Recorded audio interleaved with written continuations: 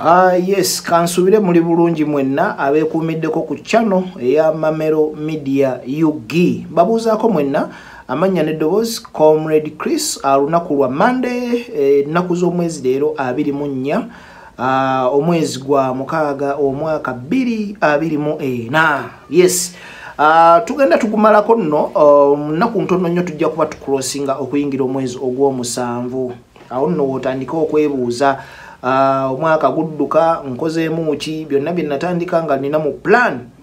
Work plan yange ey'omwaka omulamba mbituuseewa. Ddayo weekubemu ka torch olivisinge ate ekintu kibeere nga kikutambulira ddala bulungi. Naye nze tekiŋŋaana kukulamusaako nti ogamba otya abalwadde tubasaabira Mukama ayongere okubasuusa abanyega ebiwundu abaviiriddwako abantu baabwe. Mukama abawe okuddizibwa obujja okwenjawulo. Akati bwe tuva tugenda kugenda ku nsonga eya omuyimbi Alien Skin afuga endongo ye Uganda essaawa eno oba oyagala oba toyagala. Amawulire mangi gabadde gatambula agajje Nalweyiso tugenda kugogerako. Of course ensonga ya munnaffe yafa tugenda kugyogerako ne charity yakoleddwa. Tulabe ensonga ebwegenda okutambula chap. Kakati tutandikireko ku nsonga ya munnaffe yatuvaako ku maaso omuwala gwe bayita Shifa. Naye kusooka ntuusa okusaasira eri famire n'eri abaana bafango ni mwenna twaviirwako empagi Luwaga. Naye Mukama amugumye amusonyiwe byonna ebyamusobako yonna gyali. Mukama ayimirirwamu naye. Kakati njagala ku describinga omanyi Alien Skin otosobola kumunnyonnyola n'omumalayo. Ye muyimbi era amenye record endala. Asoose okubeera nga aziika faani we nga abaddemu mu kkungubaga ekiro kyonna ne mu kuziika n'abeera ng'abeerayo. Kino nno Alien Skin kimusembeza nnyo kumpi n'abawagizi be. Abayimbi abalala tebarespectinga fan base yaabwe, tebali organizinga nnyo effort ey'abawagizi gye bateekawo okulaba nti omuyimbi ayimirira. Byo muyimbi olugenda mu studio nako lulimba naluteekayo nalaba nga lutambula nalaba olinga yeeyita musayi gwa gundi die hard wa gundi bakitola for granted. But Alien Skin bino byemu ku bimufudde okubeera ow'enjawulo emufudde okubeera ku top nti abantu be abali organizinga era n'ayiwawo omubiri embeera weyeetaagisiza nga naffe otumuyiirawo omubiri nga tulaba waliwo abaagala okumujja ku map tufa nabo tetukkiriza era tetuliba wa gaapu yonna oba gwani nga ate n'okubajjukiza we are unruly but we are not violent. Eyo nsonga nkulu nnyo njagala mugitegeere. So mwebale nnyo buli yasobodde okugenda okuziika weebale nnyo kulikirayo ddala nga bw'osobola okuba nga okitegeera.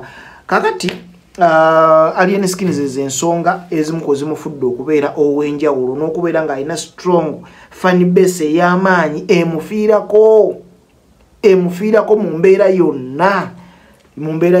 So baavudde obutambala mukulikireyo ddala. Ensonga endala General Nalweyiso ng'agenda akola statement specifically yayogera ku Alien Skin okuva mu byambalo by'amagye. Message eyajja nga teyisaamu muyimbi maaso wabula ng'omuyimbi alina ogirecevinga mutima mulungi. Of which Alien Skin muntu ategeera era yagitegeera message n'agirecevinga era ebyambalo n'abissa ku bbali. Kino nno kyaddirira aba bloggers ab'enjawulo abasasulwa political party emu balwanyise Alien Skin.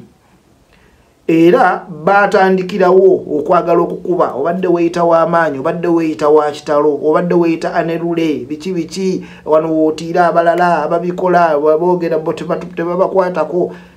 Remember Alien Skin is a public figure. Ate mu kujja mu ndongo yajja kukola ekintu ekimuwa essanyu. Abayimbi abasinga abantu bangi beebuuza lwaki bambala nnyo ebyambalo by'amagye. Beetaaga balina ekintu bo kye balowooza kubeera ne simbo eba representinga ng'eri unique okwawukanako ku bawagizi. Tewali nnyo kyamaanyi. Ne tuddeyo katambye mabega tujjukira Alien Skin we yayambalira ebyambalo bino tunajjukira ab'amagye nabo bakyaddeko ku fango ninga abawagizi nga naffe bwe tukyalayo kuba n'ow'amagye muntu lwakuba ekimwawula nti agenderayo mu byambalo kwe kumwawula nti oyo w'amagye naye agendayo nga muwagizi. But point gyendeeta yeeno bwe yatandika okwambala ebyambalo ebyo abawagizi abamu mu kibiina ekimu ekya political party ne ba bloggers abasasulwa ne bavaayo kutandika okugamba mu Alien Skin w'amagye. You remember that statement eyakolebwa ne bakuba ne boogera buli kimu teri kye bataayogera. But time etuuse kati ate batandise okwekyusa. Ebigambo ebyayogerwa byali bingi nnyo era mubijjukira mwenna teri kye batamugambye. But now batandise okwekyusa beerabidde ebigambo bye baayogera kati bonna bali ku side ya General Nalweyiso, which is okay. Era ebyambalo byateereddwa wansi. Ekyo kiggwe mba mulowooza nti ebyambalo bye biyimba. Eri Justin Kugambye omuyimbi aba ayagala kufuna simbo emwawula ku funny base ku bawagizi. Abayimbi abasinga babikozesa babyambala. Bobi Wine yabyambala, Chameleone, Gravity, Eddie Kenzo, Wizo, Radio n'abalala bangi bazze bambala ebyambalo bino.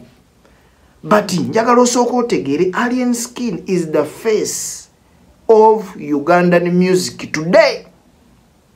Statement yonna ekolebwa ng'egenda mu entertainment ng'ekwata ku bayimbi balina kusooka kutopinga muyimbi yenna trendinga.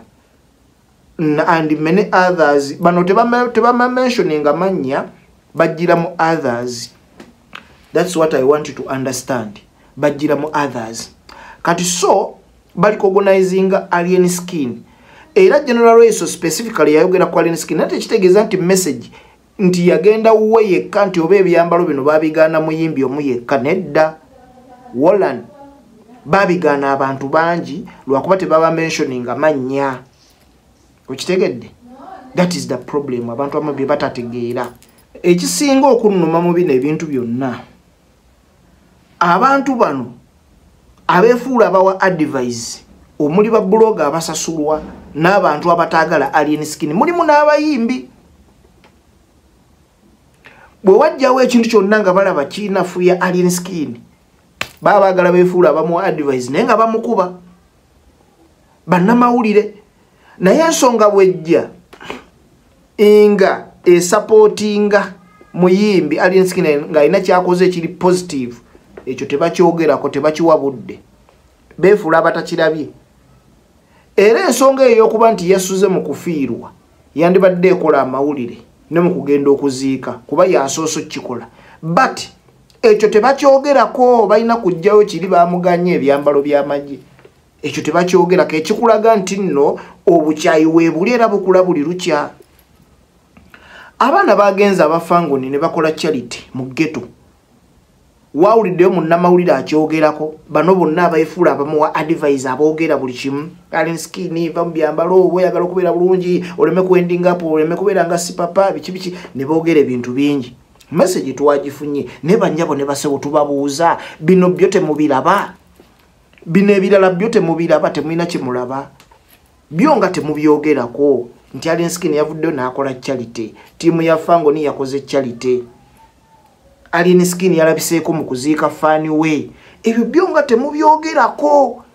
Naye muwagala kiri kyonna kye mulaba nga kinafuya ekyakatuni bwe bamukuba mu katuni mwajja ne mukyogerako kyekiri kyenkugambye nti efeesi ya generation ne mu katuni bwe bamukubamu ne banne be bamukuba nabo okujjayo amakulu g'ekintu akafaananyi ke baakawandiikako erinnya story nesobola okutambula. Ye face ya generation eno in the music industry oba oyagala oba toyagala nti eggulire terisobola kutrendinga nga to mentioninze Alien Skin. Kyovola bane munnamawulire yakoze story ku General Nalweyiso tetumumanyi. Mulimu n'abaana bamu nga General Nalweyiso badde tebamumanyi bamutegedde because of Alien Skin kuba yamwogeddeko. Ekyewuunyisa oba ekyenjawulo kyo ne General Nalweyiso amanyi who is Alien Skin kuba n'abaana beeka bawuliriza nnyimba za Alien Skin. Top artist kitegeeza gwe bayogeddeko and so many others. Oshegedde abalala bonna tebayogedde mannya gaabwe tekitegeeza nti bo bakkirizibwa okubyambala. Na. Oshegedde so ye ensonga nga bwe mukola ebintu bye mwogera bino ne mujja ne mu advise ne mukola kino muveeyo mwogere ne ku birungi Alien Skin byakola mu balancing bannamawulire ba bloggers obukyayi lwaki mwagala nnyo Alien Skin okumuteeka obuteesi wansi n'okumunafuya buli kaseera.